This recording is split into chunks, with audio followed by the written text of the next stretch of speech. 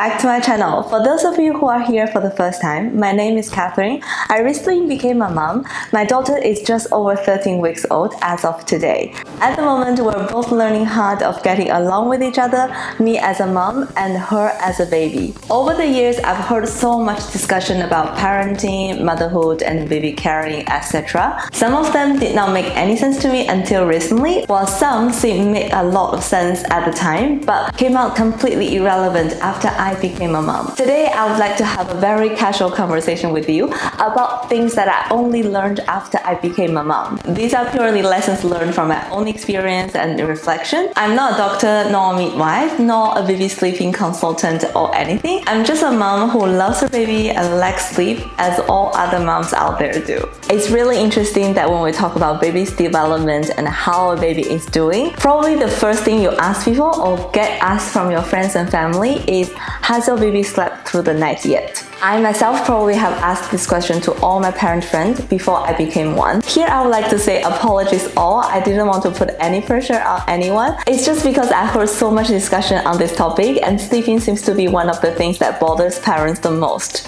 Over the time, it could be easily taken as sleeping through the night is the only KPI that tells if a baby is an easy baby or if parents are doing the right thing to their baby. However, after I had my daughter, I realized that other than sleeping through the night, there are so many more things that form a baby's day. For example, feeding, napping, playing, even pooing, everything is important. I mean, sleeping through the night is a very nice thing to have, but it only comes when everything else flows into a right direction. But unfortunately, you will still be hearing people talking about their baby being able to sleep through the night at week 8, 10 or 12. I can tell you a fact that my daughter still hasn't slept through the night yet, and she's 13 weeks old as of today. She still needs feeds in the middle of the night, usually between 2 to 3 a.m. and sometimes she woke up and I need to put her back to sleep. I mean, I don't know when she can drop the night feed and I don't know when she can be able to sleep independently, but I'm so grateful to see her smiling every day, exploring her hands with different posture and also staring at objects with curiosity in her eyes. So here I would like to say, listen to your own heart and follow your baby's lead. As long as they are happy in general, you should not be too obsessed with the myth of sleeping through the night. Talking about other things to worry about, feeding is probably the one that comes to the top of the list. In my previous video, I also put a link on the top right hand corner. I have told you about my feeding method at the moment, which is combination feeding. So today, let me take this opportunity to talk about breastfeeding and why it didn't work for us exclusively. Before I gave birth, I had so much passion and confidence about breastfeeding because I thought it is the most natural way to feed the baby and it is really convenient, especially when it comes to travel. Because you don't have to prepare bottles, you don't have to wash them and sterilize them and all. However, after I started the breastfeeding journey, it is so much more difficult than I expected and I completely underestimated the level of commitment it required. Especially for moms who experience a very low milk supply, such as myself, it is extremely difficult to get the milk supply up without sacrificing too much on the baby's weight. As most of us know that the breastfeeding theory is the more you do the breastfeeding, the more you will be able to produce milk. Well, I think the theory still holds, however, it does need a lot of practice and a little bit of luck.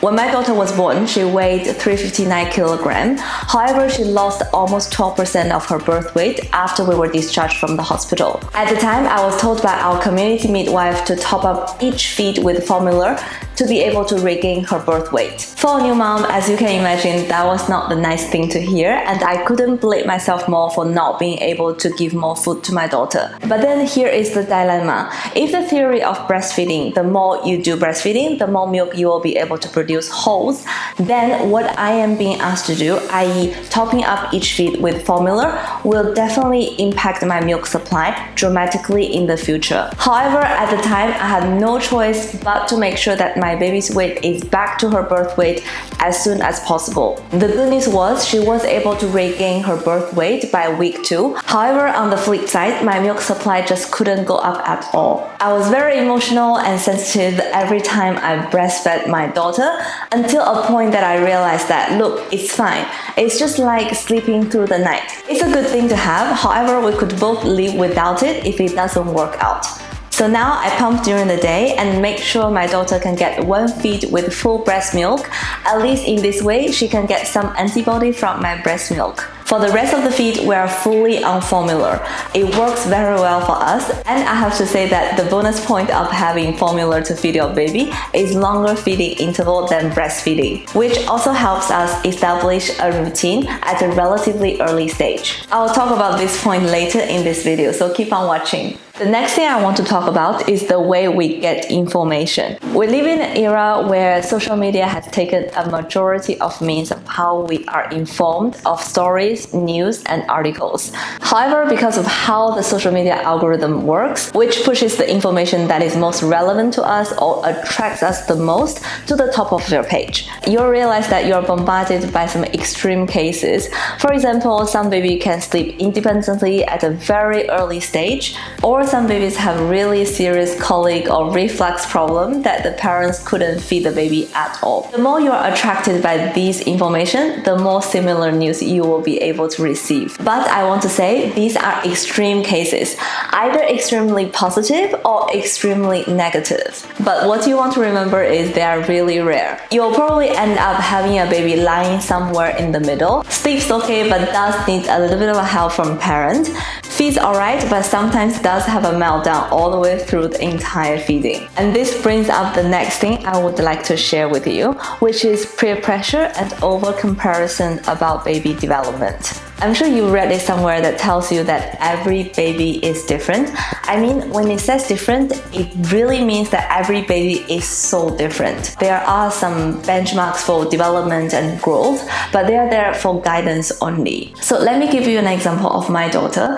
Starting probably from week 4 or 5, she poos only once a day, or sometimes she didn't poo in days. If I check up online, for young babies, all the guidance would probably tell me that they should have at least 6 wet nappies and 2 to 3 dirty nappies in every 24-hour period. For a good period of time, I was quite worried that my daughter is constipated, so I called up GP for multiple times, but it doesn't seem to bother them at all, even though what nature suggests differently. And then I started to realize that probably there's nothing or not much for me to worry about, because my daughter seems very happy and she doesn't look like constipated and she's not in pain. For parent, I think the most challengeable bit is to summarize and find the norm for your baby after digesting all the information you read. As long as your baby is following her own development and growth path, she's doing absolutely fine. Since every baby is different, of course the time of setting up a routine can differ in weeks or even months among babies. Someone once told me that her baby was able to set up a very clear routine at week 6. However, when my daughter was 6 weeks old, you guys have watched my previous video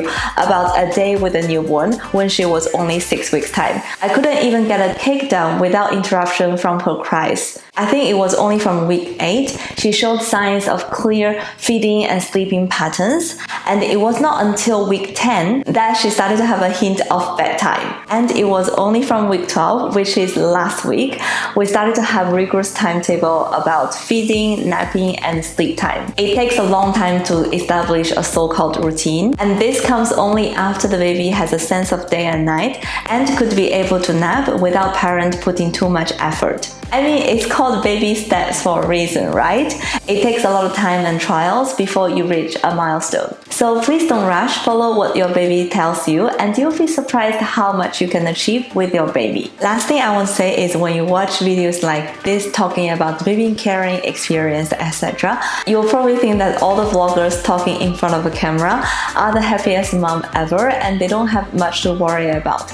I can guarantee you that is so not true. Well, at least the reason why I share in front of a camera is because I had so much shit to go through, and at some point it was that close to a mental explosion. The reason why you still see me smiling while speaking is because it's really quite fun and hilarious when you look back. However, you might think completely opposite when you are going through the challenges. So I hope you could get some positive energy from watching my video, and if you do, please don't forget to give me a thumb up and consider subscribe to my channel. I upload video every Friday at 7 p.m. so I'll see you guys next week. Have a good Easter weekend. Bye bye!